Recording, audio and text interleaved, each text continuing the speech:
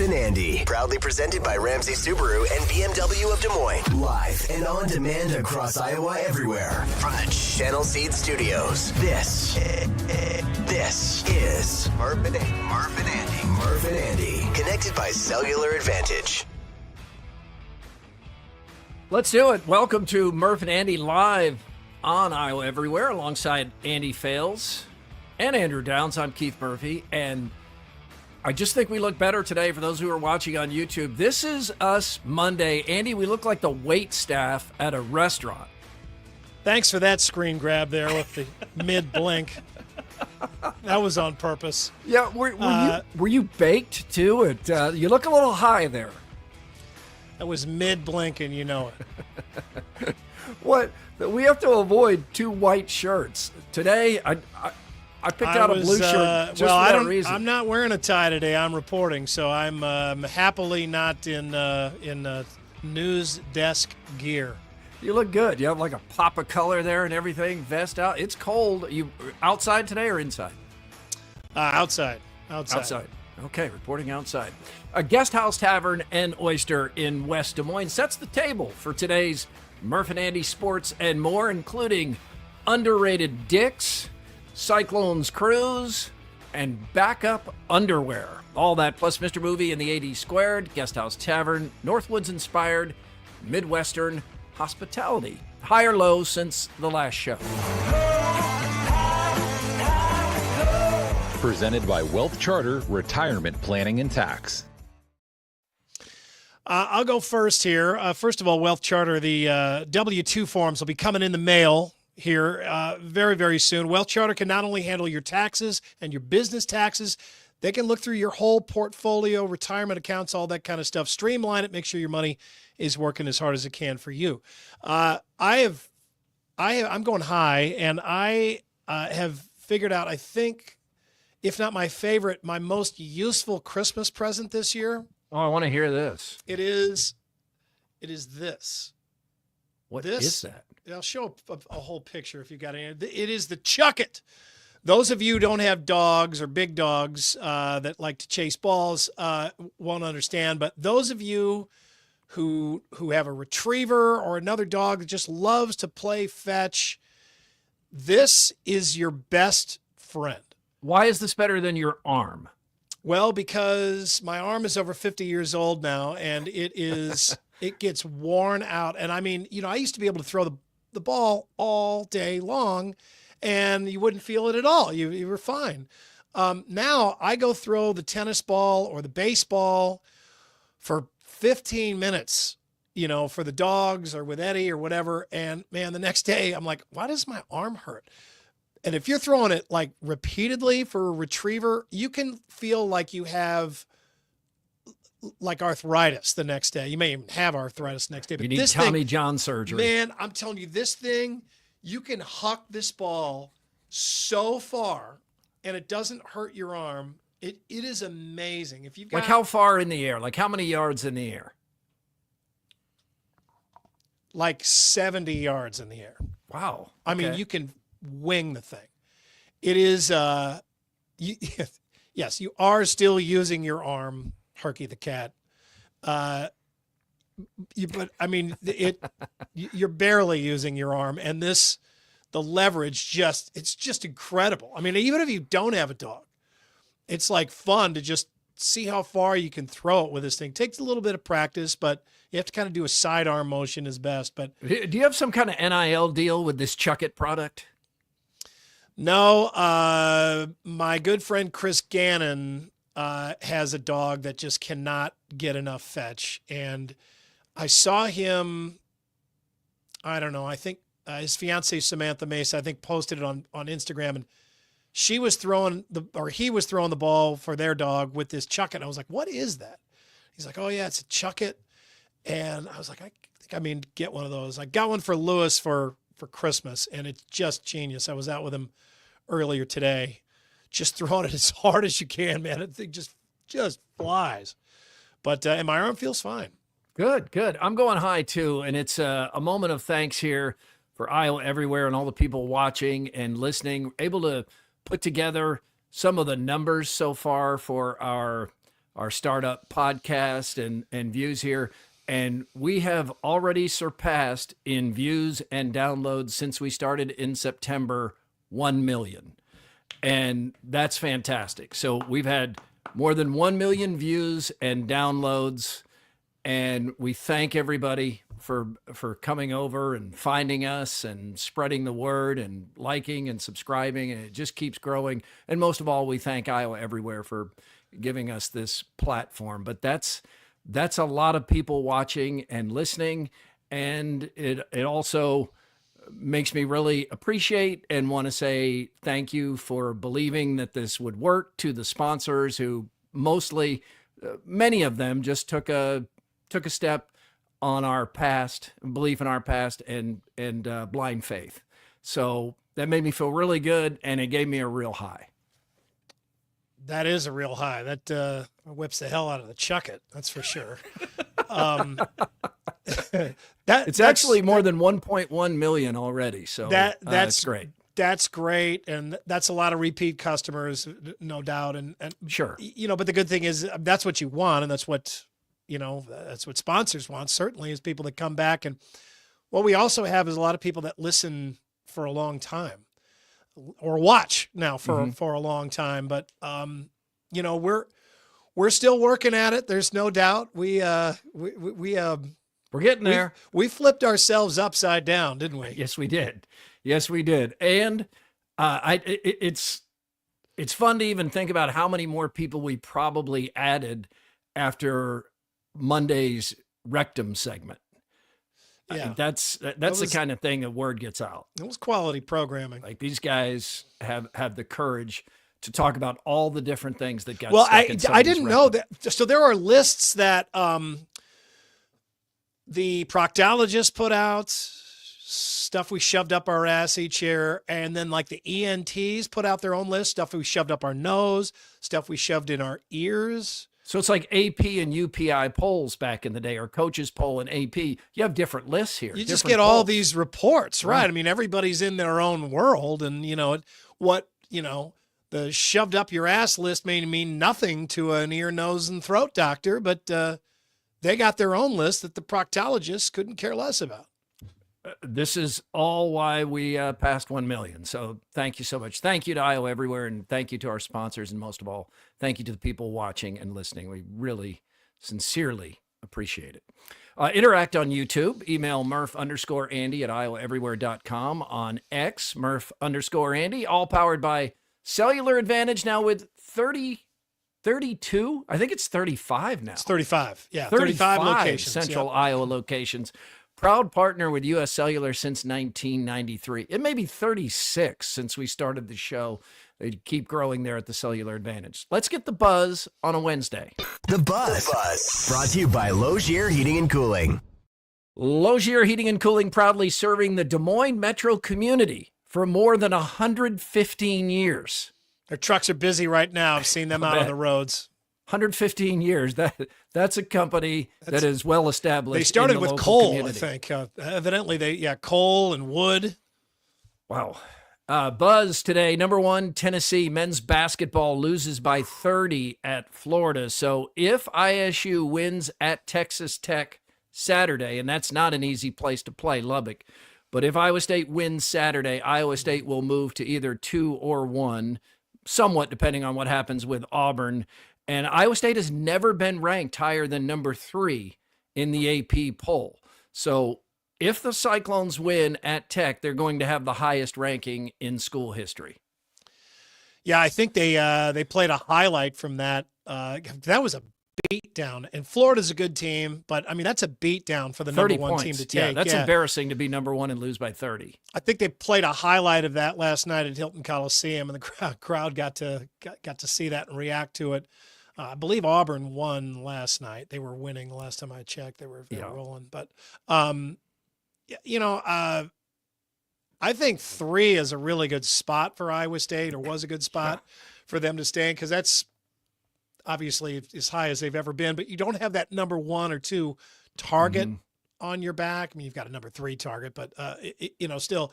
But, yeah. 1 is the big target, though. That's the big one. That's the big bullseye. one. but it lets you know, A, it is still early in the season. You're still starting with conference play. B, it's basketball, man. You got to bring it every night because these teams, it seems like just about anybody can beat anybody else. Iowa State beat Utah last night at Hilton Coliseum, just totally dismantled the Utes, 82-59. Curtis Jones, arguably the nation's best six-man, certainly the most dangerous, 23 points. Taman Lipsey had 20 points. You also got Keyshawn Gilbert out there. You have three guards who are so good. This team has it all. Beat Utah by 23 points with what looked like maybe Iowa State's B game. Yeah. Certainly wasn't Iowa State's A game, and this was a cruise. This was never in doubt, and they're just that good. Yeah, it was not a great first half by Iowa State. It wasn't a great start, but still a really comfortable win in the end where it didn't seem like they really had to stress over it too much. I doubt anybody in that audience thought that they were going to come away from that game with anything less than a comfortable win. But I don't know. I mean, that's kind of one of the underrated things about underrated challenges to being a really good team is that even when on nights where you don't have your best game, you still, I mean, they didn't find a way to win. They still won comfortably. Right. But if you can have not your best game and still win like that, I mean, that's a statement. It is, and it's another reminder for me. I don't know at what point this page turns, but I still don't think of Utah as being a conference opponent. I had to catch myself a couple of times. Oh, that's right. Utah is in the Big 12. It feels like, why are they playing Utah? Oh, that's right. Yeah. Conference another non-conference game? Oh, yeah. Come on. Oh, no, wait a minute. That is right. It is. And we haven't seen much of them yet.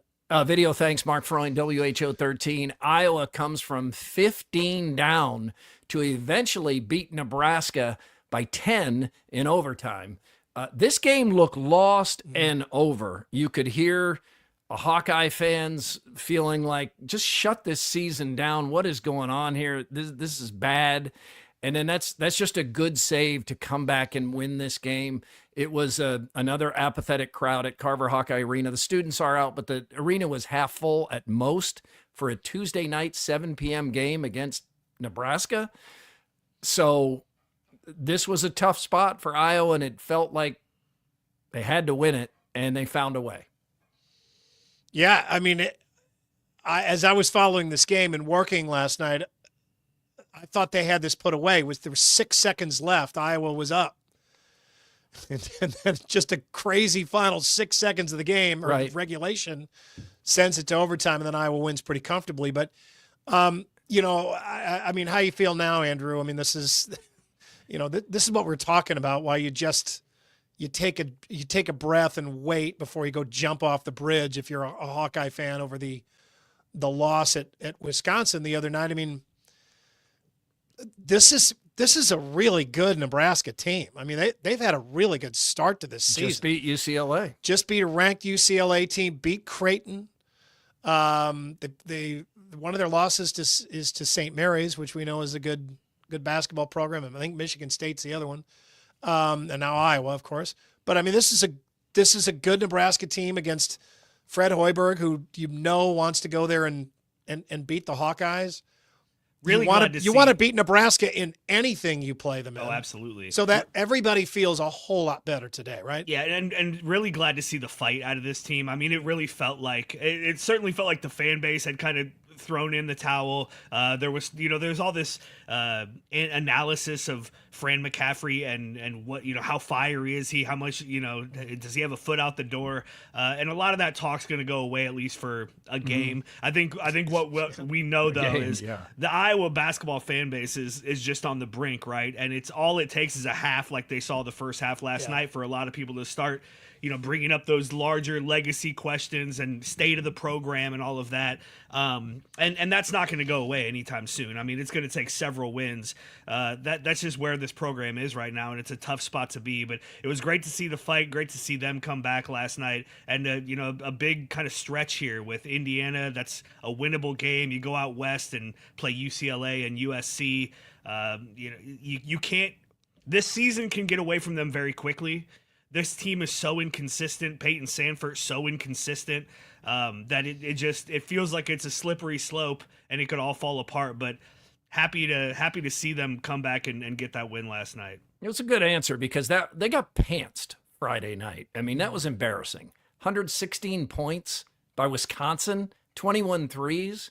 So it seemed like the team was checked out of that game. So, and then the first half against Nebraska, that was lost too. But then you come out in the second half, and Peyton Sandfort had this reminded many of us of the Utah game against Iowa State. Peyton Sandfort had 0 points at the half and ends with 30 points. I mean, that doesn't happen very often. It was the Utah game in reverse. Yeah. Yeah, it is. Josh Dix was called by Hoiberg after the game the most underrated player in the Big Ten, and he is underrated. He's been good and consistent for a while. He scored 31 points. So Sandfort and Dix with a little bump from overtime here, but they are the first D1 teammates this season to both score 30 in one game. When you got two elite shooters like that, and Price Sandfort's a good shooter too, but I mean, when you've got two elite shooters like that, I mean, you have a puncher's chance in all of these games. I mean, these guys, you would rather that they spread it out over the whole game and not just concentrate it all to one half. But I mean, that's still a lot. That really it is. And when you're at home and if you have a crowd behind you, I was going to have more wins like this. I think we've said that all along, is that they're going to have some kind of shocking ups and downs this year. It just seems like they have that type of formula going. Yeah, never out of any game because of those shooters, but also so inconsistent because you're relying on a couple of guys to get hot or to stay hot, and you don't play good enough defense, you don't rebound well enough to stay in games where you're not shooting well. So like Friday night against Wisconsin, things can slip very quickly also. And the end was wild there because Nebraska had a 3 to tie it, but Iowa tried to foul, which you want to do in that situation. Yeah. And also mixed in all that, Price Sandfort got away with an obvious double dribble call that the officials missed. But Iowa does go on to win by 10, and here's Fran McCaffrey and Dix after the game. Well, we wanted to get them going, so we were trying to run some stuff for them. But the way they play defense, it has to happen naturally. You got to move it. You got to push it in transition. You got some there. We did run some stuff for him, so we got some stuff there. But for the most part, we just got to move it, and find him and understand, like, we're trying to get it to him. That's crazy. I mean, Peyton was going crazy in the second half, so we just kind of kept feeding him. I mean, and then in overtime, I kind of got the ball in my hands a little bit more, and he also just took over. So. That video courtesy of Blake Hornstein with Hawkeye headquarters. Thank you for that, Blake. We'll move on to football here because another win for Iowa yesterday was in football. South Dakota State quarterback Mark Gronowski, not Gronkowski. I'm going to try to avoid saying Gronkowski. It's hard. I've said Gronkowski so many times. But Gronowski announces he's transferring to Iowa. 4 years at South Dakota State, 10,000 yards passing, 1,800 yards rushing, 130 career touchdowns. And Andy, I do think this is the right approach rather than getting a Cade McNamara who you're just not sure how much he was propped up by all that talent around him at Michigan. He was benched for another quarterback, but that got fans all excited. Maybe find a guy that's really proved it on a lower level, and I mean really proved it, and see what he can do with all that experience in the Big Ten. Yeah, I mean, on paper, it makes sense. It's certainly the narrative is easy to spell out. A guy that comes in from FCS, he wants to prove himself in the Big Ten, thinks that this is an opportunity for him to put his talents in front of pro scouts and do something at this level. And I it's just incredible that he's played that much football already and he's still got a full year of eligibility left. But I mean, he missed the entire 2021 season, right? But we were, John Sears and I were looking back because we're like, so South Dakota State played at Iowa. Was he in that game? The 7-3 game. The 7-3 game. Yeah. That's not resume material for him. No. They played him tough. It was a close game. He was 10 of 26 with obviously no touchdowns in that game. So it was not a banner game, but he has played at Kinnick Stadium before. Does go back quite a ways. Good dancer. Yeah, there you go. Some moves right there. And yeah, I mean, I think it makes sense. I mean, this is the kind of guy that you would think would have his head screwed on straight coming in to that situation where he comes from. Where's South Dakota State? Is that in Vermilion or what's the other one? What's the other town that has it's right on the tip of my tongue. Kahala used to live there. Damn it, I can't It's remember. Vermilion, isn't it? No, That's Brookings. South Dakota. That's South Brookings, Dakota. Yeah. Brookings. Yeah. Brookings and Vermilion. Okay. Vermilion. Yeah, AD. So the Vermilion's early the one target. where, yeah, go ahead. Early target was the Penn State quarterback who is the backup, but also contributes did before he jumped into the portal. Iowa doesn't get him. Which of those two, knowing their resumes as you do as a Hawkeye fan and a guy who does a lot of work for Hawkeye media, which one did you want more? I wanted Bo Pribula more, the Penn State quarterback, only because he had more eligibility left. I think he had 3 seasons of eligibility left. That's a This good is point. a one and done thing for Gronowski. Now, that being said, this is the guy, like, once that passed, this was the guy that everybody had circled. I heard Scott Docterman on Legends and Listeners here on Iowa Everywhere, like 3 weeks ago, say, if Gronowski goes in the portal, this is before he had even done it. He said, if Gronowski goes in the portal, Iowa has to get him. You can't miss on this. You can't let him try his hand at the NFL. This is a guy you have to go get. And, people were on pins and needles the last 72 hours or so because it felt like it was close and then it wasn't happening. Brad Heinrichs and the Swarm were putting out, hey, we're Bat close signal on for something. more money. Yeah, we need more money. We got to get this guy. And so with all that being said, I mean, I'm excited to get Gronowski. It seems like on paper, he's the best quarterback Iowa's had since Nate Stanley. Obviously, we thought Cade McNamara was going to be really good too, and he wasn't. So, I think everybody's kind of waiting and seeing, but nice to have him there now. Get all of, you remember spring football last year, Iowa's number 1 quarterback was Deacon Hill because everybody else was injured. And he was probably so bad in spring practice that they finally just said, look, if we have to, we'll punt on first down. Tim Lester almost left. He was probably like in March was like, you know what? I made the wrong decision here. I Deacon need to go. Hill. Deacon Hill did he start where he went? Utah. He played Utah State. Utah Tech. No, Utah Tech. Tech. Utah There's State. a Utah Tech. Utah State had Petrus. Oh, that's Spencer Petrus. Yeah, Yeah, right. a lot of ex-Hawkeye quarterbacks in the Utah area. I will just say, though, that, Andrew, I think, honestly, you don't want a quarterback with more than 1 year of eligibility. Iowa wants to lease quarterbacks, right? You got 1 year with these guys. They don't get better in year 2 at Iowa. And you want 1 year, and then they're out of there, right? That's perfect. It's kind of like the program at BMW of Des Moines or Ramsey Subaru. Yeah.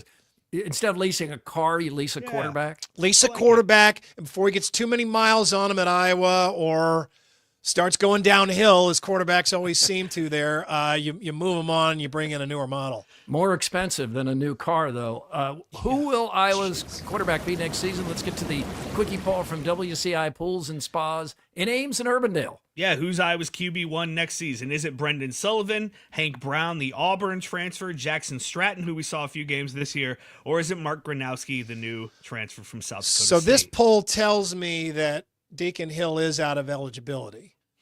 I think it's got to be, if it's not Mark Gronowski. Wow. Yeah, that'd be bad. Sullivan had on. flashes. He's a run. He does seem like a run first quarterback. Hank Brown, for those who don't know, is a backup coming from Auburn. Jackson Stratton showed some potential there in the limited things he was asked to do. But this poll clearly shows Hawkeye fan expectations. Gronowski is going to be QB1. I agree with this. That's what I'm expecting. And Tim Lester must make a good impression. He's got a crowded quarterback room here in short order. The biggest thing for Hawkeye fans, I think, is all four of these names were brought in by Tim Lester. There's not a Brian Ferentz guy on here. That era is officially gone, and now, Tim Lester's quarterback room is one that he built, at least going into this season. So we'll really get to see what his offense can do. And two things can be true. The offensive approach and the offense as a whole was much improved this season, but the quarterback play was still so far below what it needs to be that it's hard to judge what maybe Iowa could become, but this will help.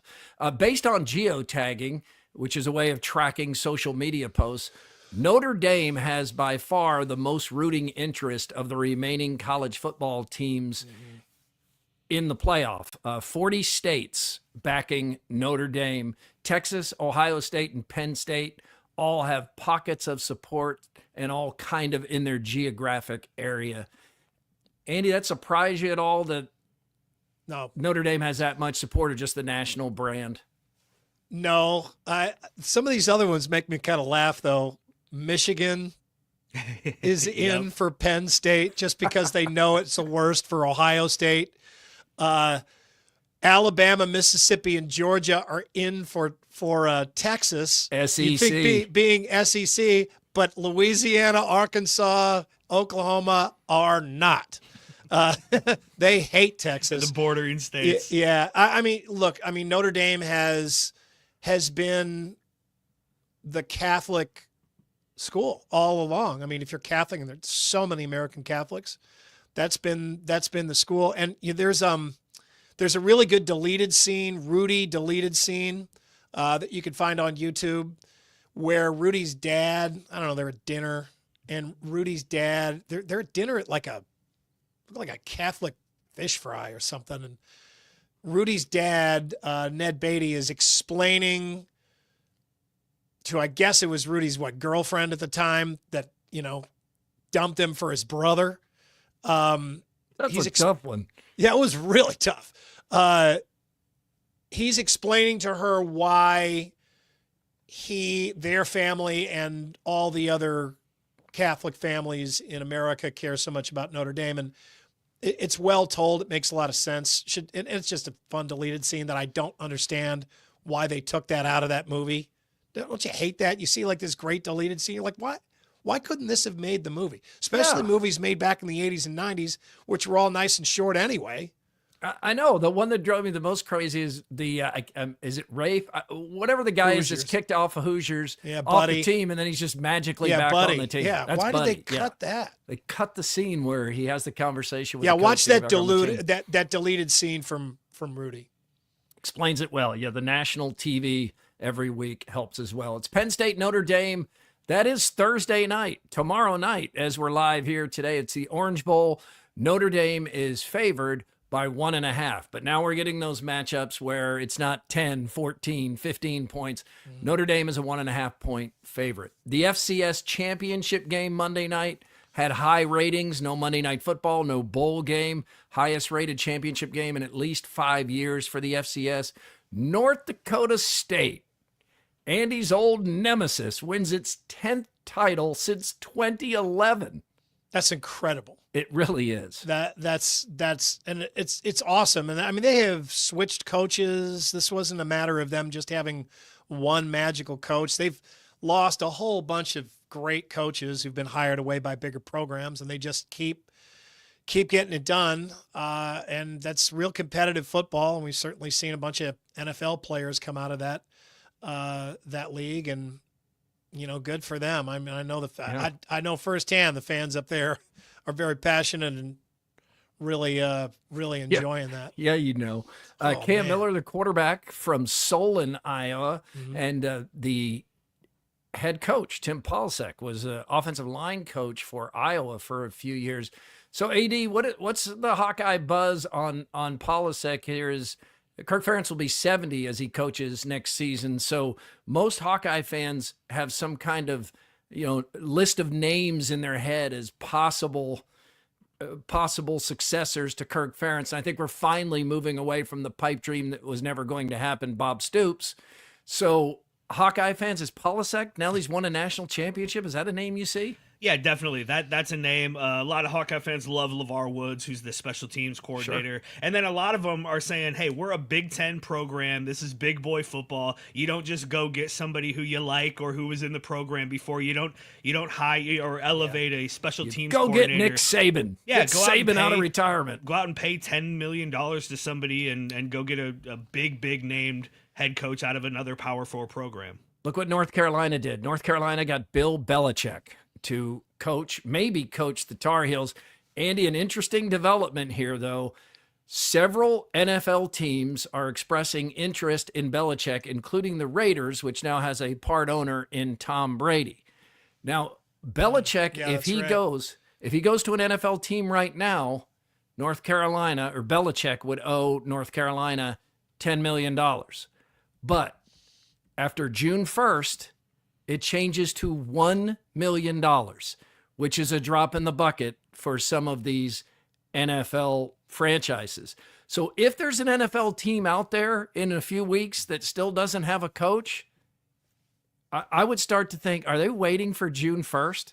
Are they waiting to get Belichick? Yeah, particularly with Brady in the fold like that, I don't know. I mean, that would be to such a terrible thing to stay do. with a program until June and then leave. Only to leave would be awful. He left the Jets after one day. Remember that? Yeah. He was the coach for one day. He's had a past. I don't know. I almost don't know what I want to see here. I kind of do want to see how he does at North Carolina. I want to see him as a college coach. I want to see how that works out. I'm more interested in seeing that than seeing him go to another NFL team, actually.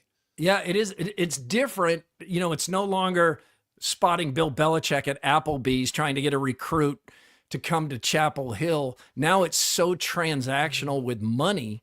And there's no doubt with Belichick as a coach, they're going to be able to offer some players some money. And players, as much as they are with Deion Sanders, they're going to be attracted to go play for a guy with those kind of ties to the NFL. Oh, yeah, that brings in donors, too. Oh. I mean, they're going to feel a lot better about donating money to the program. But those donors now, what do you do if you're North Carolina? I mean, thank God you got that $10 million buyout there, but I mean, I don't know. I mean, if I'm a big North Carolina donor and I'm worried about that, I'm going to sit on my money until I know that he's staying. Yeah, I'm surprised, and I'm sure it's because he and his agent had the leverage, but a $1 million buyout as of June 1, that's not that far away, and you could still coach an NFL team if you were made the head coach June 1st. That's not August 1. Yeah. I'm surprised at that. In a serious note here, California is on fire.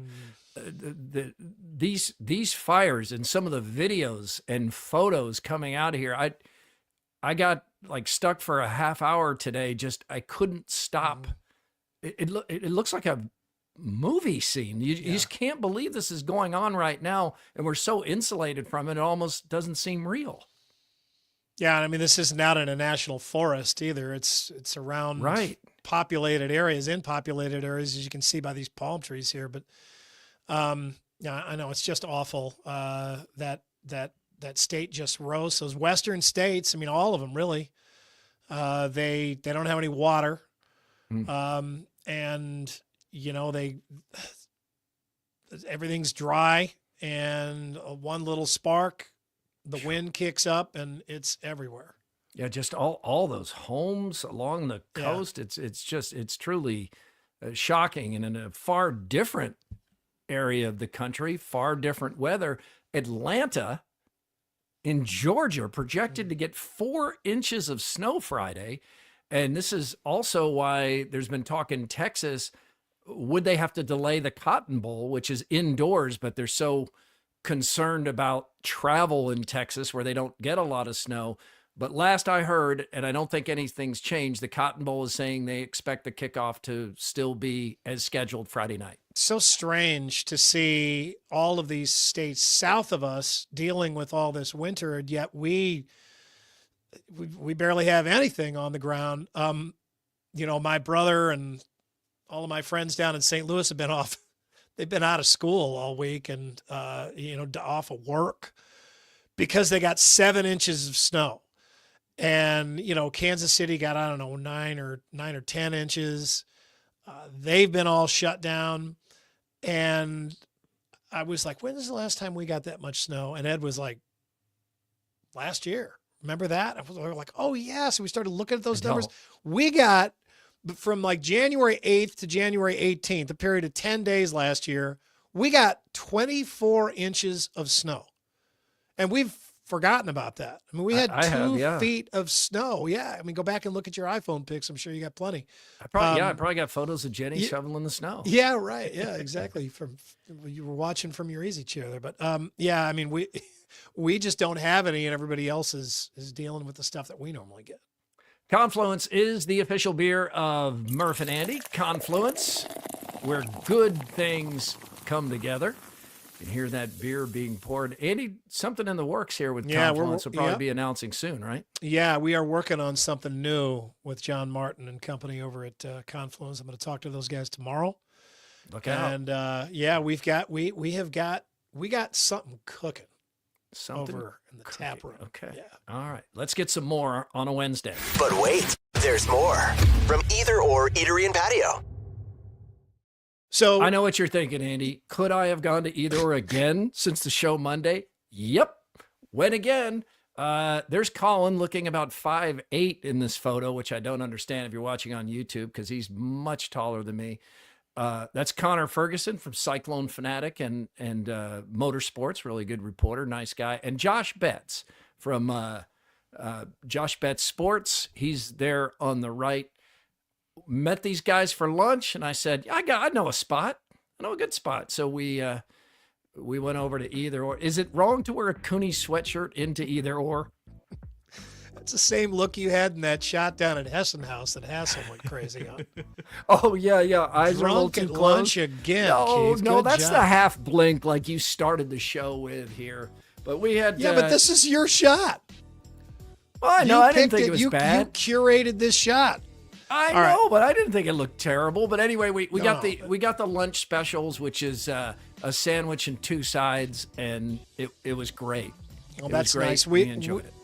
Either Or is actually, when was this? Yesterday then? Yesterday, yep. They are closed today and tomorrow as they get all the rest of the tinsel stuff put away and give staff a break after the crazy holiday. They will be back to normal in time for dinner on Friday, 4 p.m. Either Or will be back to their old selves running full tilt. I'll probably be there. Yeah, look for Keith.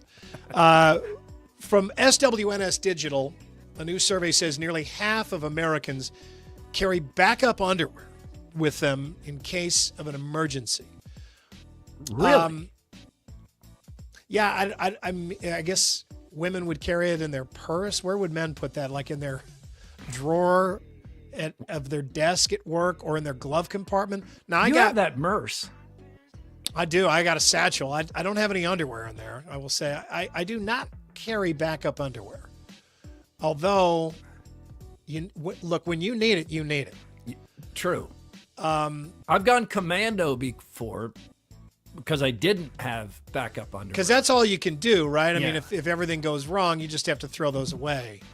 I don't. This stat seems too high. AD, do you carry backup underwear? I don't, but my kids do in their backpacks. Well, that makes some sense to me, but this is gonna have to be Charlie's Friday's got stupid quickie. Charlie's got a pair of underoos in there. He's got some Supermans in there. Not. I will say, if you need them, you're glad you have them, and I bet if you need them once and don't have them, you carry them the rest of your life. That makes sense. Yeah, it's a better, much like it is, like they'll say with a gun. It's better to have it, not need it, than need it, not have it. Jeez, yeah, got a gun in those underwear. Polish entrepreneur Alexandra Kasparek says she realized one day that sometimes people just need a hug, so she opened a professional cuddling salon. We actually had one of these in Des Moines. I don't know if it's still open or not, but Janae did a story on it. Yeah, Janae did a story, and you went out to the streets once holding a sign offering free hugs, and a lot of people hugged you. Yeah, that was right. That worked out really well. Those are hugs. This is like a full hour-long snuggle session that you can buy. It's grown so popular, there's a wait list of several days to get an appointment for a 1-hour snuggle session. I'm uncomfortable just thinking about this, Andy. I can't imagine. I mean, there's no way I would ever do this. I can't. First of all, I mean, you're getting a good snuggle going. I'm going to want more than that, I think. The rules the customers have to agree to make it clear that crossing sexual boundaries leads to an immediate termination of the session. So Deshaun Watson cannot go to one of these studios. What if Deshaun Watson goes in there? It's like he's trying to wean himself off those massages. So it's like switching to decaf or something. He's got the wean in mind for sure. Yeah, on the spoon, he needs to be in the front if it's going to be one of those kind of snuggle sessions for sure. Add hot dogs to the list of things that Kim Jong-un has banned in North Korea. Thank you, Andrew. They become very popular in South Korea. So, of course, North Korea is banning them. Hot dogs have some good company on that list. Also banned in North Korea. Jeans, leather jackets, microwaves, Bibles, designer shoes, sports cars, weed, iPhones, slang, porn, K-pop, and YouTube. YouTube? Who wants to go to North Korea? The phone lines are probably jammed. Can't take your iPhone. Can't watch this show, apparently. You have to listen to it. You have to download it. How is that country still there? How are they still there? Are we sure they are? No one's allowed to leave. Yeah, you can't. Or they can't get in or out. What? Man. Quote of the week. I was looking at some really good quotes. Let's hear it this week. I like these. These are serious. I'm not fooling around here. Here we go. This is from the British philosopher Bertrand Russell. To be without some of the things you want is an indispensable part of happiness. Yeah. Okay. I totally agree with that. I mean, you don't want to have everything that you want.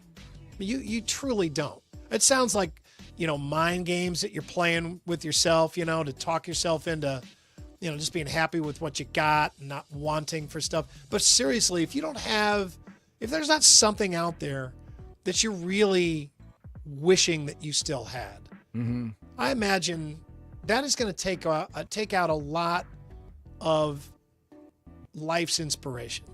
I think it was Garth Brooks who said, "I thank God for unanswered prayers." That's you could really take that in a different direction, but yeah. Thank you for not listening to me or helping me. I appreciate it. It sounds really sarcastic, doesn't it? Oh, no. Hey, thanks a lot for all those times that you just, ghosted me. Sometimes what you want is not what you need. A Missouri man was seen going 107 miles an hour on I-35 and pulled over. He was driving on a suspended license. The reason he gave for speeding is probably not going to help him in this case. Dakota Trevon Crater told police that he wasn't aware that he was speeding because he was playing a video game while he was driving, and he was too focused on that. Apparently the game he was playing was My Hero Ultra Rumble. This seems like a bad idea. Well, I didn't know how fast I was going. Well, you don't have a speedometer? Well, no, I've got one. I just had my head was down on my lap while I was playing a video game. There's so many levels to what a terrible idea this is. You're driving way too fast. You're not watching the road. You're not watching the speedometer. You're playing a game. You're totally distracted. I'm surprised he even knew to pull over. I love it when somebody gives an excuse that they think is just a winner, and it just couldn't be a bigger loser. Murph has been looking for some new winter boots. These caught his eye. From the files of toe shoes, we give you Alpine Bear boots, or toe boots, as Keith will call them. They give your toes plenty of room to spread out so that you can walk around like a snow monkey, I guess. They're called zero drop boots since they have no heel to them. The homeopathic medicine gurus just love that shit. They do. They love like no heel, just the flattest shoes possible. They talk about that. That's how humans are like meant to walk. But I mean, when you say that, don't you like kind of forget that we've actually been wearing shoes for like 1,000 years? So I'm uncomfortable with a really flat sole. I need some arch support. I mean, we have evolved since Some. shoes Yeah, some. came about. I mean, we have our feet have. We've changed. I don't know that you can say any longer that that's the way we were meant to be. I mean, we were not doing all that well when we were walking around barefoot. Okay? I mean, do a little research.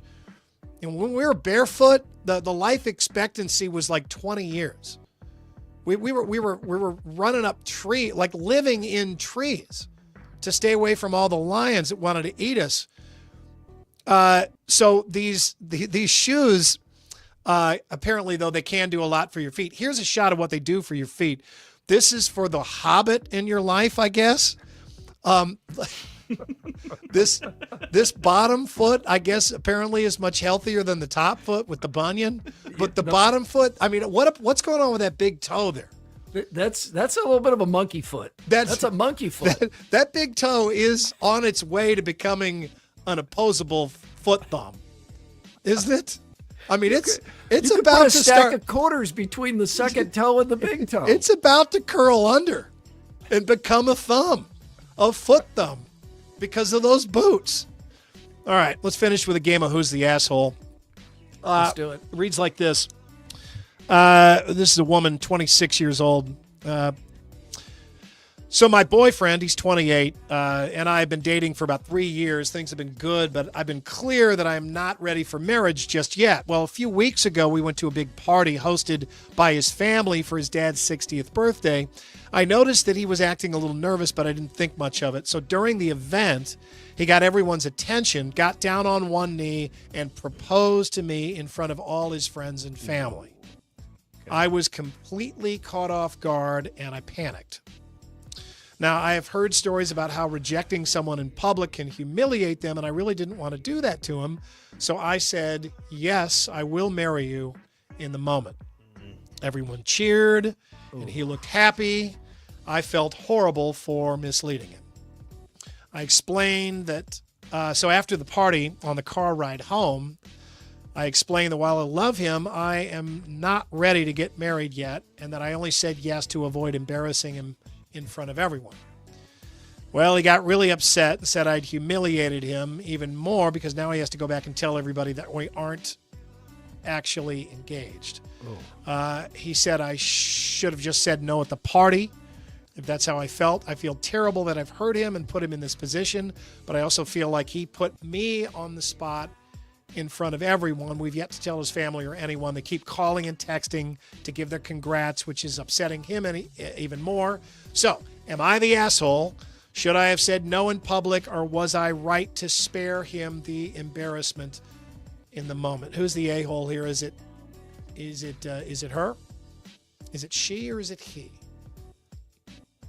I don't really see either of them being an a-hole in this. Like, usually these things have just some egregious bad behavior. What comes to mind for me, Andy, is like there have been a couple of times on RV TV over the years somebody has wanted to propose during one of our live broadcasts, and I always do all I can to say, are you sure? Like, have you checked with, the person you're about to propose to's best friend? Do you know? Are you absolutely certain it's a yes? If you don't know for sure, you can't do this in a public place. And it's questionable whether you should be upstaging the 60th birthday party too. So forced to pick to who's more in the wrong here. I think the guy's more in the wrong than the gal, because I think it makes her seem like a nice person that she didn't want to embarrass him with a no in front of his whole family. Like, this is an asshole move to propose. And this is probably the end of the relationship. Like, if absolutely. you ask here, you're probably done, because she can say she's not ready yet, but if she was sure that this was the guy, she'd be ready now. There's no way it's going to be a clean break, though. I mean, there's no way. I mean, first of all, she does still love him, and he still loves her, so I don't really want it to be over. And It's nobody over. has. She's got to be questioning his judgment, though. Yeah. Oh, well, How absolutely. did he misread it so badly? Right. Absolutely, but I mean, I think she feels bad for him. I mean, he's the asshole, and you know, there's Good a lot intentions, There's but a lot bad of secondhand. I mean, just reading this story gives me secondhand embarrassment. I mean, Me too. I can't. Oh my God, doing it at the party in front of everybody, and you have to wonder: is this guy? Did he do it this way to further compel her to say yes? Oh, Because Makes that's it hard to say possible no. too. Yeah. It well, does. that backfired. You got the yeah. yes until they got in the car. Look, No. she's in the clear, but she's not off the hook. I mean, she's got some uncomfortable days It would have ahead. been worse if she had said no in that situation. Yes. It would have. So she did the only thing she could. He put her in a bad spot. He's the asshole. You're right. We got an You're answer. right. You're right. That's your more, everybody. It is time for Throwdowns here. Throwdowns. It's Throwdowns. Backed by Heartland Tire and Auto. Heartland Tire and Auto treating you like family in Ankeny, Waukee, Knoxville, Boone, and Creston. Murph. Tim Lester was hired at Iowa about a year ago amid widespread skepticism, but the Hawkeye offense has improved. The quarterback room has been revamped. Grade Tim Lester's first year at Iowa. I give him a B. I think he elevated the offense. I think the sets looked better. Motion looked better. The running game was certainly strong. Didn't have a Big Ten caliber quarterback, at least one who can elevate the offense to the level we may see it. I think some people might give him an A- or something, but we got to see a good quarterback, like a Big Ten top of the conference starting quarterback to see if he can move up into that AA- territory to me. B is the right grade. I mean, there were a number of games where it did just look like Hawkeyes of old, but there were a bunch of games where you looked at that offense and thought, wow, this is a completely different unit. And it had been years since we had seen anything as different as what Tim Lester's offense showed us this year. Andy, College Football Alerts asked this question on Twitter. Of the 4 remaining CFP teams, which has the best helmet? They're all some of the most simple helmets in all of football. But they're all iconic too. It's Notre Dame. I mean, once they discovered that truly gold paint, like the mirror finish, using actual gold, they took it up a notch. Yeah, I don't know who second would be. I really don't. I think it might be Penn State. Notre Dame is the best. I hate to say this, but I think it's Texas. I mean, Notre Dame, Penn State, Ohio State, these are all iconic helmets. They are, but the Texas logo is so perfect and clean and recognizable and leads to the horns that you get all the time. That's a great helmet. Not complex, not over the top, simple, should never change it. All right, Murph, I was watching Monday's Overthinking here on Iowa Everywhere. That show's starting to hit its stride. I enjoyed it. They said the speed cameras have been turned back on in Des Moines. I didn't know they were off, but apparently they're back on. Have you gotten a ticket from a speed camera? I have. And you immediately feel like, gosh, was that arriving 1 minute earlier worth this $70 I now have to pay or whatever the fee was? Been a few years since I've gotten one, but it always makes you feel like, so frustrating. And then you have another thought of, well, at least it doesn't go on my insurance. But yes, I've gotten one. I got one from the Cedar Rapids cameras when I was going through there because I didn't. Yeah, you don't know. I didn't realize they were there, and it's because of your Cyclone bias. They've got a tracker on you over there. I had no. I mean, I don't understand how anybody does get a ticket on the 235 camera.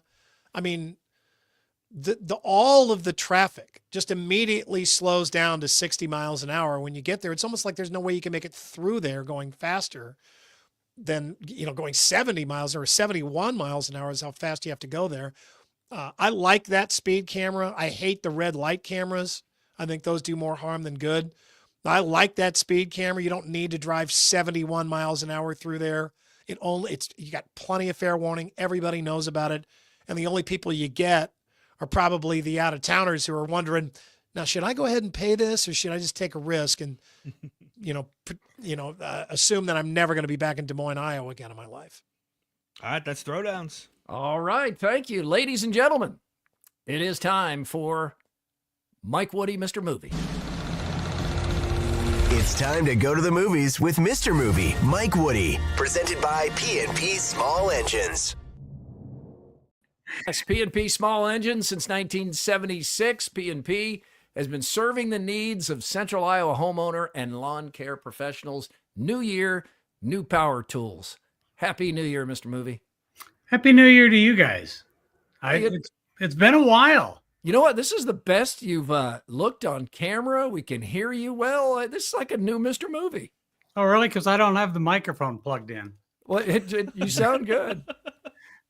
I don't know where the cord went, but it's AD, somewhere. doesn't he sound better He than does. usual? Yeah, Maybe he he doesn't sounds need great. the microphone. Oh, my goodness. All right, let's get right into it here with Out of the Yeah, Box. we got a lot to cover. Yeah, we do. Best movie experience over the holidays. So this could be streaming, could be going to the theater. It could be something you watched at Christmas. Just over the holidays, your best movie experience. And for me, it was last night. My son Colin and I are working our way through all the Rockies and Creeds. And we watched the first 5 Rockies, and he had never seen Rocky 5. And about 20 minutes in, I'm thinking, this isn't quite as bad as I remember it. But then Tommy Gunn shows up, and God, it is so bad. And Rocky somehow goes from like a real character to like a cartoon of himself. Everything's way over the top. It truly is a bad movie, and you can see why Stallone wishes that it was never made, and leads me to what my best experience was. So last night we watched Rocky Balboa, which is 2006, when Stallone is 58 years old, I believe, at the time. And Mike, this is a really good movie. I forget how good Rocky Balboa is. This is really done well. Yeah, and nobody was expecting it to be done well. After that. So, Adrian, this isn't giving anything away if you haven't seen it somehow, but Adrian's dead we find out at the beginning of the movie, she's died of cancer, and he's got this restaurant, little small Italian place called Adrian's, and there's all kinds of callbacks to the original movie. And then he has that relationship with little Marie, who's like, "Screw you, creepo," in the first Rocky. She's now grown up, and she has a son, and kind of becomes like a surrogate father to another family. The whole thing is really good, and it ends the Rocky series on such a better note than Rocky 5. Right. Yeah, it was a nice way to end it, and let's just hope it's ended. At this point, I think it has ended, although it seemed ridiculous for Stallone to be in that exhibition fight at 58. And then we got the same age for Mike Tyson, who made like $20 million to fight at that age. All right, Mr. Movie, what do you have for a movie experience over the holidays? And you and I had a brief exchange on this one yesterday. I was going through the Fridley website, just trying to see what was coming and what was not coming. And I run across a special showing in the IMAX of the movie 7. And I said, I got to go see that again. I hadn't seen it in the theater since the original viewing of it. And holy cow, in that IMAX theater, I'm going to sound stupid. I think it might be one of the top 5 movies ever made. It's a masterpiece of its genre. I generally stay away. This is not a slasher movie. It's a thriller, but it's got some really dark elements to it, of course. Really dark. But it's so great. David Fincher directed this. Yes. And Brad Pitt, Morgan Freeman are terrific. Gwyneth Paltrow, Kevin Spacey. But the rain and the dirt and all of the places that they have to go look where people are dead, it's just, it was so gruesome. Tom and I walked out of the movie and we're like, wow, that was special. That one scene. Were you at the Palms, by the way? Yes. Yeah. Okay. The only you're at the IMAX Palms, we have. Oh, that okay. Well, easy answer. That scene where you think the guy is dead and he gasps for air again, I jumped out of my seat. I still jump out of my seat even when I rewatch it. But well, not modern anymore. It's a masterpiece. Seven is a great movie. Yeah, that's a good choice. So the key here is check out the Fridley site because they're doing some strange and good stuff in that IMAX theater, and you never know what's going to show. I wish I had done that because my son Cade, I think that's his favorite movie of all time. He loves Seven, and he's never seen it in the theater because, as you mentioned, it's been decades now since it came out. That would have been a thrill, but I missed that, so I will check on that. AD, what's your best movie experience over the holidays? Yeah, I decided to go with a movie that's been made in the last 20 years. We watched a new movie on streaming called The Substance. Demi Moore just won a Golden Globe for this on Sunday night. Now, this is not the type of movie I typically like, and I will say a big warning about this movie. Its genre is body horror, and it's gross, and the last 20 minutes are out of this world bonkers. It's not a movie I will ever watch again, but I'm very glad I saw it. Demi Moore is fantastic in it. Margaret Qualley, who plays essentially the young version of Demi Moore, is really good in it. Don't let your kids in the room when you watch this movie because it's gross and it's very sexualized. But it's a crazy movie. I'm glad I watched it again. I won't watch it again. It's hard to recommend. Mike, you've had movies like this over the years where it's like, yeah, I'm glad I saw it, but it's hard to recommend because for some people it's not going to be, you're going to hate it right away. But I'm really glad we watched this movie, and I think Demi Moore has a chance of being nominated for an Oscar for it. Oh, I think so. I had a friend of mine who asked me, hey, what about this Demi Moore movie? Should I go see it? And now this is the woman that can't watch The Wizard of Oz because the monkeys scare her. Yeah, that's a big no. I said, no, you can't.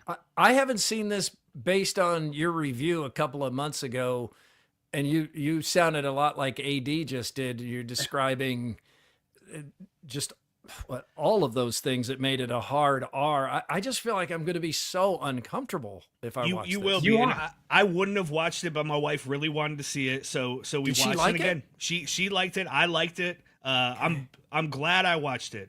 I don't need to see it again. It's a good movie. It is. It's just hard to sit through. And the concept is wild. It's really well made. It's really well acted. But it's nuts. I didn't watch the Golden Globes, but I have seen her speech, Demi Moore, where she says, I've never won an award for anything for my acting. It was a really nice speech. In the movie, she turns 50 and is like aged out of, hot woman status. But Demi Moore in her real life is over 60 and looks fantastic. Yeah, she's 62, listed at 60. All right, let's get to some reviews here with Mr. Movie Mufasa, The Lion King. Obviously we've all seen The Lion King. We took our kids to see The Lion King. And so Disney decided they needed to make a little more money. And they made this live action, with computers, if you will. These are real, they're not real lions. They're computer animated lions. Yes, sir. Yeah. The whole movie is computer animated, and they throw everything you want into this movie, but it's not the same. And you can't really tell the characters apart like you could in the animated movie. It was a cash grab for Disney. It's not bad. The kids are going to like it because the kids, they don't care. AD, did you take your kids to this? I didn't. My wife did, and they all liked it a lot. Yeah. See, it's a B. It's a good B, but you expect more from sequel to The Lion King. All right. Well, Disney, take some of that money and make some good movies for adults for a change. All right. I saw this movie, the next one, A Complete Unknown. I took Cade and Colin, two of our kids, to this. Timothy Chalamet as Bob Dylan in the 60s when he arrives on the scene in Greenwich Village. And this movie's had a lot of buzz. What did you think? I thought it was absolutely brilliant and one of the best movies I saw last year. I thought it was really good too. I thought it was entertaining. I was interested. Cade and Colin are in their early 20s. They don't listen to Bob Dylan. They don't know his songs. Their impression as we were going to the theater was he's got a terrible singing voice. I don't know that we'll like this movie. And they both really liked the movie because as Cade put it when we left, more than 2 hours and there wasn't a single scene where I felt like I was bored or why is this in there? It's just a really interesting point in time, and everybody's chain smoking all the time as they did in the 60s. And there's, Woody Guthrie is in there and Edward Norton is it Pete Seeger? Yeah. Pete Seeger also, he doesn't want Dylan to plug in and play electric guitar. And Timothy Chalamet, I guess, spent 5 years preparing for this role. Wears a prosthetic nose. It's undetectable, but he's great. He's really, really good in this movie. And, the story where they pick it up with him going to the hospital to see Woody Guthrie laying on his bed, and then taking it through the electric moment. It's a moment in time that they capture perfectly, and I couldn't have been more thrilled. I told Cade I knew, and he's confirmed that this did happen. He's been listening to some Dylan songs since. He's like, Highway 61, no skips. I was like, no skips. What's that mean? You don't have to skip past any song. They're all good. Right. Yeah. So, but it's the writing. It was never about Dylan's voice. The writing is just incredible. So what's the grade for A Complete Unknown? I'm going to say it's a solid A. I would go A-. AD, have you seen Complete Unknown I haven't yet? yet, no. You'll get there though, right? Yes, absolutely. Excited. Yeah, this is see not it. a take the kids movie. No. There's there's nothing of interest there. All of our theater going right now is kids movies, so we just wait till these come out on streaming and watch at home. This might be one you want to see in the theater. We went to the Fleur because of the timing, and it was nice to have the sound and on the screen. It's always better in the theater to me. Birthday Girl, is this the Nicole Kidman, the latest Nicole Kidman sex movie? This is not the first time I've done this, but it's Baby Girl. I can't figure it out whether it's Birthday Girl or Baby Girl. It's Baby Girl. It's Baby Girl? Okay, Baby Girl. Yeah, with Nicole Kidman as this power woman running a major company in a major city, and she's got Antonio Banderas and her kids at home, and this young intern comes in and starts toying with her, and inexplicably she goes along with it, and he asks her to do some very interesting things. She doesn't have her clothes on very much in the film. Okay, so this is not rated G. Yes, Andrew should not take the kids to this. But really well done. And Nicole Kidman, I mean, what a brave film for this actress to make. She's made some brave films. She has, and this is probably at the top of that list because it's raunchy. Does her face move? Does her face move at any point? Her face quivered a tiny bit.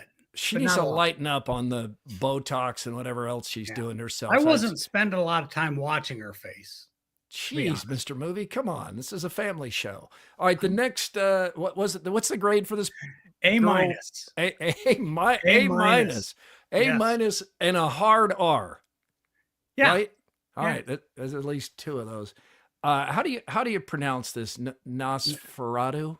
Nosferatu. This is in black and white, correct? This is in black and white-ish, yes. Ish. Okay, and it's a horror movie? It's a horror movie. It's actually an adaptation of a 1922 horror film, and the 1922 version was nowhere nearly as gory and gross as this is. But it's got some moments. It's really well done, but it's a horror movie for sure. But this has good reviews. I've seen really good reviews. Okay, what did you think? I thought it was great. I mean, it's an A minus. It's up there with Baby Girl. Wow. and Okay. Well, a complete unknown. This is an eclectic grouping of movies here. Who's the audience for this, though? It's adults that like horror films. Okay. All right. Yeah, if you walk into this and you don't know it's a horror film, you're probably not going to stay. Yeah, AD, this is not A Nightmare Before Christmas. Don't be fooled by the way it looks on the poster. Jack Skellington. All like the film bro guys I went to college with were all into so I've seen the original Nosferatu, the 1922 film. So there is a part of me that kind of wants to see this. Just, I think you should go see it, but I don't think I'd take anybody with me. Because they might think about that for the Nicole Kidman movie too. Yeah. Daddy-O with Dakota Johnson and Sean Penn. Yeah. Now I've been looking for this for months because I saw a story about it in a magazine. And it's about Dakota Johnson plays a woman who gets in a cab in New York City late at night. And she's been somewhere that you find out later where she's been. And Sean Penn is the cab driver. I'd get back out of the cab. It's on Netflix. It's a 90-minute conversation. Oh, wow. Okay. Just the two of them talking. He's toying with her. She's toying with him. They each have things going on in their lives. It's different, but it's really well done. That's interesting. And it sounds like a Tom Hardy movie from years back where he's just driving the car the entire time and the whole movie takes place inside the car. Right. So is the conversation interesting enough to maintain the 90 minutes? Yes, it is. Okay. Well, the grade for Daddy-O. Daddy-O gets a B+. B+. But I mean, you're talking two really good actors, and they are in fine form.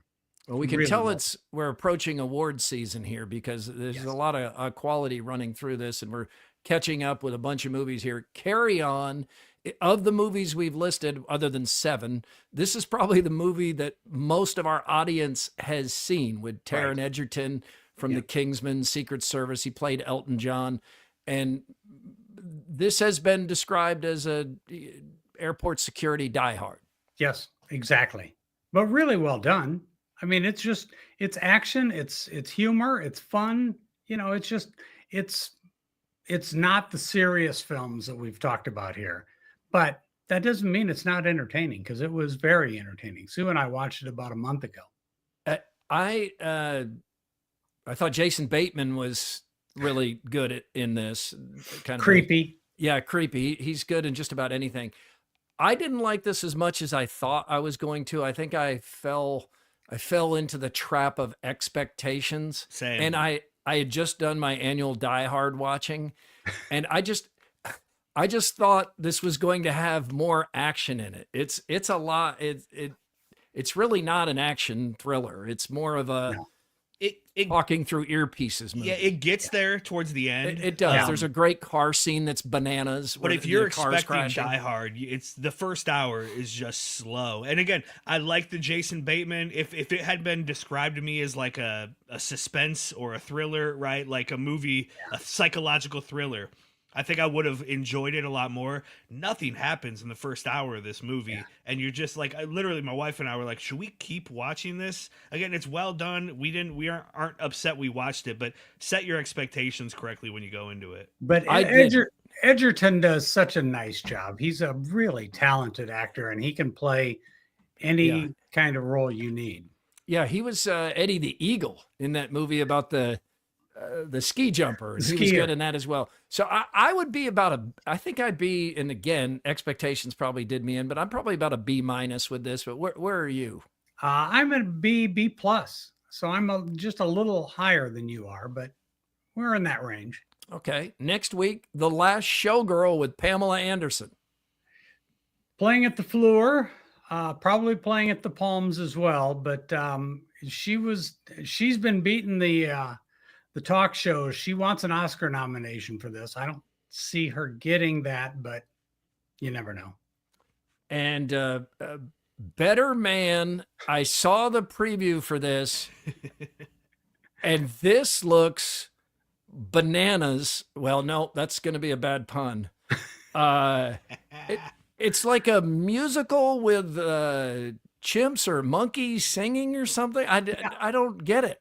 I don't know who this guy is. Who is Robbie Williams? Do you know He's a who big he is? British pop star. Okay, now allegedly he refers to himself, not on screen but off screen, as a monkey, and I don't Okay. know why he refers to that. So in the movie, they actually have him playing a monkey. It looks interesting, but I'm not sure if it looks good. AD, you and Mr. Movie like musicals, and isn't this from the maker of whatever that was that the Showman, The Greatest Showman? Oh yeah. Yes. Yeah, he's the director. Yeah, Which he's the that director. alone will get me there. So you both like The Greatest Showman with Hugh Jackman. Mhm. Yes. Okay. Loved it. So will you go to this? Yes. Okay. No. I don't have a whole Well, you lot have of- to. No. AD? If it was about somebody I really liked, I could get over the monkey part. And if it was just a straight biopic, I could get over the Robbie Williams part. You put a guy I don't really care about and you turn him into a monkey, I'm out. Yeah. Well, I can't say it better than that. It's great to see you, Mr. Movie. Yeah, good to Happy see New you Year guys. if it's not too late to say that. It's not. And we will see you next week. That's a lot of ground we covered. Thank you. We covered a lot of ground. P&P Hey, tell the Small boys- Engines. Tell the boys I said hello. I sure will. They're probably All right, listening guys. right now. See you P&P next Small week. Engines presents Mr. Movie each Wednesday. We thank him for being with us. Grimaldi's fan photos come into Murph_Andy at IowaEverywhere.com. Grimaldi's coal-fired brick oven pizza. Stop by West Des Moines or the District at Prairie Trail in Ankeny. What do we have here? Got some fans down at the bowl game, the Pop-Tarts Pop-Tarts Bowl. Made a family trip down there, and then had a guy send in his kids getting ready for the NFL playoffs. One Vikings fan, one Colts fan that's having a bit of a rougher year. Oh, yeah, rougher year there. We'll pick a winner each Friday, $50 gift card to the winning fan photo, so keep those coming. It is time for the Andrew Downs audio drop of the day. We call it the AD Squared. Yeah, powered by Game Day Men's Health. I'm headed there tomorrow to do my weekly T shot. I actually have labs this week, so every 6 weeks or so they draw your blood and make sure that, you know, what you're getting is working for you, and if they need to adjust anything and make sure you're feeling okay, and you sit down with the nurse practitioner and talk through it, and they really make you feel comfortable about everything that's going on there with Game Day Men's Health. I'm really glad I'm doing this and excited to go there again tomorrow. Former Hawkeye coach Steve Alford is now the Nevada Wolfpack coach, has been for 5 or 6 years. His Wolfpack are off to an 0-4 start in Mountain West play. Let's see what the former Hawkeye coach is upset about today. I appreciate the crowd. I thought we had a really good crowd, especially with no band. No idea how we don't have a band. It's Division I college basketball. Cannot believe we don't have a band. He wants a band. The fans want to win. He wants a band. Yeah, but he's always got like some kind of periphery excuse. There's for always something. Whatever shortcoming there is, Yep. it's always somebody else's fault. That's right. In this case, don't have a Here's the band. band. Look, we not have a band. Quickie poll results presented by WCI Pools and Spas. Who will Iowa's quarterback be next season? Boy, this is a runaway here. Is that 88%? Yeah.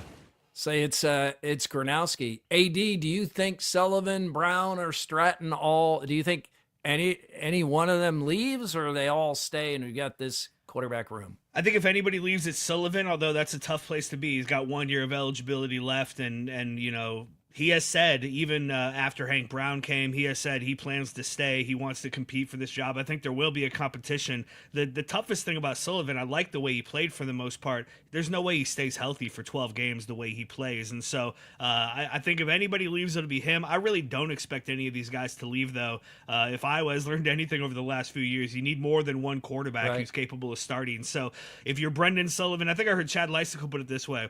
Would you rather be, you know, one snap away from playing at Iowa, or, you know, go fighting for a job at a lower program or a different Power 4 school? He's probably in a better spot at Iowa than he would be anywhere else. So I think he probably sticks around. But I am excited to see Gronowski. I'm excited to see, you know, finally spring football where we'll have some options at quarterback. And there's a place for Sullivan, maybe not every down, Right. but he showed he can come in there. Absolutely. He didn't come in there and run the ball with a quality quarterback ahead of him. I mean, Cade McNamara just isn't it. Right. But when Sullivan came in, especially in designed running plays, he was good. Where's Andy? Did you notice he left? I didn't. What's that say I for just Andy? noticed. He's gone. All right. Well, thank you for being part of Murph and Andy here on Iowa Everywhere. Please like, subscribe, and review. It sure helps us. We're back Friday, and we hope you are too.